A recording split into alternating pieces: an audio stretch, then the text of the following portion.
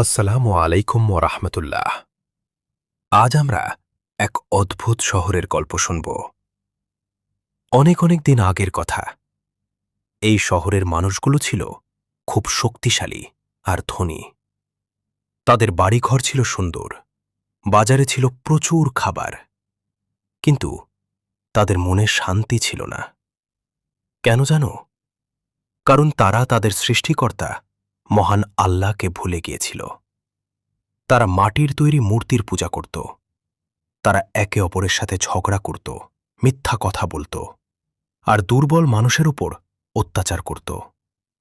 ভালো কাজ করা যেন তারা ভুলেই গিয়েছিল। আল্লাহ তাআলা কিন্তু তাদের উপর রাগ করলেন না। তিনি তাদের ভালোবাসতেন। তাই তাদের সঠিক পথ দেখানোর জন্য তাদের মধ্য থেকেই একজনকে নবী হিসেবে মনোনীত করলেন। তার নাম হযরত ইউনুস আলাইহিসসালাম। হযরত ইউনুস আলাইহিস ছিলেন খুবই দয়ালু ও নরম মনের মানুষ। তিনি ভাবলেন, আমার শহরের মানুষগুলো ভুল পথে আছে, তাদের বাঁচাতে হবে। তিনি বাজারের মাঝখানে দাঁড়িয়ে খুব দরদ দিয়ে মানুষকে ডাকলেন। তিনি বললেন, ইউনুসের চরিত্র। হে আমার প্রিয় ভাই ও বোনেরা, তোমরা এই মূর্তি পূজা ছাড়ো। এসব মূর্তি তোমাদের কোনো ভালোও করতে পারে না, ক্ষতিও করতে পারে না। ফিরে এসো এক আল্লাহর পথে, যিনি আমাদের সৃষ্টি করেছেন, তাকে ভয় করো। মিথ্যা বলা আর মানুষ ঠকানো বন্ধ করো। গ্রামবাসী, এই ইউনুস, তুমি থামো তো। আমাদের বাপদাদারা যা করেছে আমরাও তাই করব। তুমি আমাদের শেখাতে এসো না। গ্রামবাসী দুই, আমরা কত শক্তিশালী, আমাদেরকে শাস্তি দেবে, যাও এখান থেকে। মানুষগুলো তাকে নিয়ে হাসাহাসি করল। কেউ কেউ তাকে ধাক্কা দিল। তবুও ইউনুস হাল ছাড়লেন না। দিনের পর দিন, মাসের পর মাস তিনি তাদের বুঝাতে থাকলেন। কিন্তু নিনেবেহ শহরের মানুষ ছিল পাথরের মতো কঠিন। দীর্ঘদিন বোঝানোর পরেও যখন কেউ কথা শুনল না, তখন ইউনুস আলাইহিসসালাম খুব হতাশ হলেন। আল্লাহর পক্ষ থেকে ওহী বা বার্তা এল যে এই অবাধ্য জাতির ওপর শাস্তি নেমে আসবে।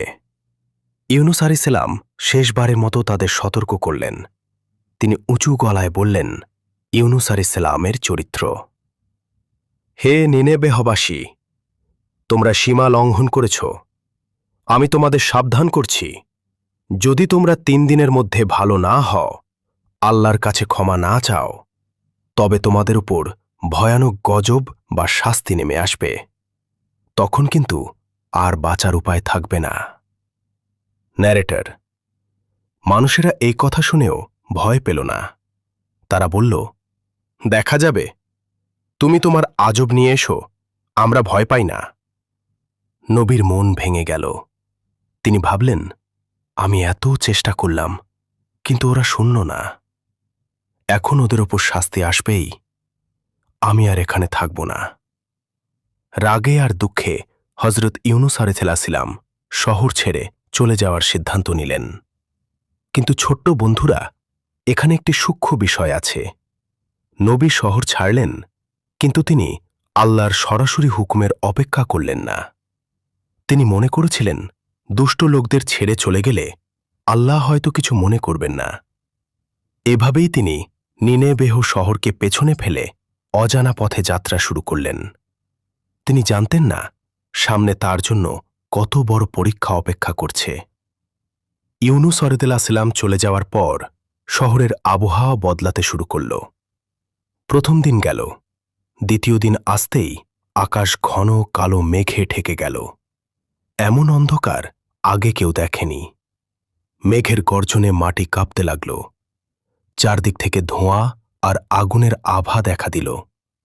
শহরের সর্দাররা এবং সাধারণ মানুষ বুঝল, ইউনুস আলাইহিসসালাম মিথ্যা বলেননি। সত্যি আল্লাহর আযাব আসছে। জনতা: হায় হায়, আমরা একই করলাম। নবী তো সত্য বলেছিলেন, আমাদের এখন কি হবে? আমরা তো ধ্বংস হয়ে যাব। ন্যারেটর: তারা পাগলের মতো ইউনুস আলাইহিসসালামকে খুঁজতে লাগল, কিন্তু তাকে কোথাও পাওয়া গেল না। তখন তারা সবাই নারী, পুরুষ, শিশু, এমনকি তাদের গবাদি পশুগুলোও খোলা ময়দানে বেরিয়ে এলো। তারা কান্না করতে করতে আল্লাহর কাছে ক্ষমা চাইতে লাগল। জনতা, হে আল্লাহ, আমাদের মাফ করে দাও, আমরা ভুল করেছি। আমরা আর মূর্তি পূজা করব না, আমরা ঈমান আনলাম। ন্যারেটর, আল্লাহ তো পরম দয়ালু। তিনি যখন দেখলেন তারা মন থেকে অনুতপ্ত, তখন তিনি তাদের উপর থেকে সেই ভয়ানক শাস্তি সরিয়ে নিলেন। শহরটি রক্ষা পেল। এদিকে ইউনুস আলাইহিসসালাম শহরের খবর জানতেন না।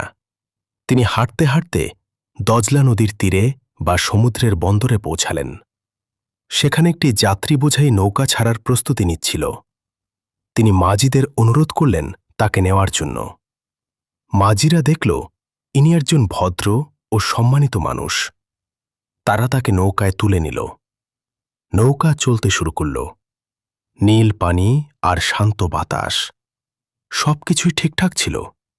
কিন্তু মাঝ নদীতে পৌঁছাতেই হঠাৎ সব ওলটপালট হয়ে গেল। হঠাৎ বিশাল ঢেউ এসে নৌকাকে দোলাতে লাগল। মনে হল এই বুঝি নৌকাটি ডুবে যাবে।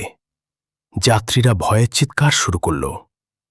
ন্যারেটর, নৌকার কাপ্তান বললেন, বোঝা যাচ্ছে আমাদের নৌকায় পাপী কেউ আছে, অথবা নৌকাটি বেশি ভারী হয়ে গেছে।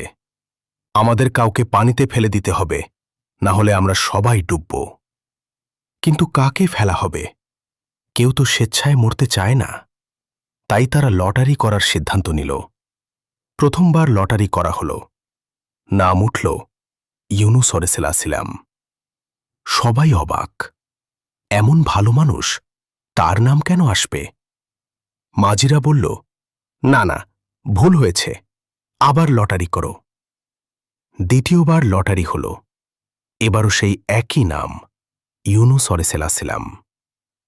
তৃতীয়বার লটারি হল, এবং আশ্চর্য, এবারও নাম উঠল আল্লাহর নবী ইউনুস আলাইহিসসালাম। ইউনুস আলাইহিসসালাম তখন বুঝতে পারলেন এটা সাধারণ ঝড় নয়, এটা আল্লাহর পক্ষ থেকে তার জন্য একটি বার্তা। তিনি প্রভুর অনুমতি ছাড়া শহর ছেড়েছিলেন, তাই আল্লাহ তাকে এখানে থামিয়ে দিয়েছেন। ইউনুস আলাইহিসসালাম সাহস করে বললেন, তোমরা আমাকে পানিতে ফেলে দাও, তাহলেই ঝড় থামবে। অনিচ্ছা সত্ত্বেও নাবিকরা তাকে উত্তাল সমুদ্রে ফেলে দিল। পানির নিচে ঘটে গেল এক অলৌকিক ঘটনা। আল্লাহ তাআলা সাগরের এক বিশাল মাছকে আদেশ দিলেন, যাও, এখনই ইউনুসকে গিলে ফেলো, কিন্তু সাবধান, তার হাড় ভাঙবে না, তার মাংস ছিঁড়বে না। তিনি তোমার খাবার নন, তিনি তোমার পেটের ভেতরে মেহমান। মাছটি এসে আস্ত ইউনুস আলাইহিসসালামকে গিলে ফেলল, আর সাথে সাথেই সমুদ্রের ঝড় থেমে গেল। চিন্তা করো তো বন্ধুরা, মাছের পেটের ভেতরটা কতটা ভয়ের। সেখানে বাতাস নেই, আলো নেই, শুধু পিচ্ছিল অন্ধকার। ইউনুস আলাইহিসসালাম দেখলেন তিনি তিনটি অন্ধকারের মধ্যে আটকা পড়েছেন। 1. রাতের অন্ধকার। 2. সমুদ্রের গভীর পানির অন্ধকার। 3. আর মাছের পেটের অন্ধকার। প্রথমে তিনি ভাবলেন তিনি মারা গেছেন, কিন্তু হাত পা নেড়ে বুঝলেন তিনি জীবিত। তিনি বুঝতে পারলেন আল্লাহ তাকে রক্ষা করেছেন, কিন্তু তাকে একটি পরীক্ষায় ফেলেছেন। তিনি নিজের ভুল স্বীকার করলেন।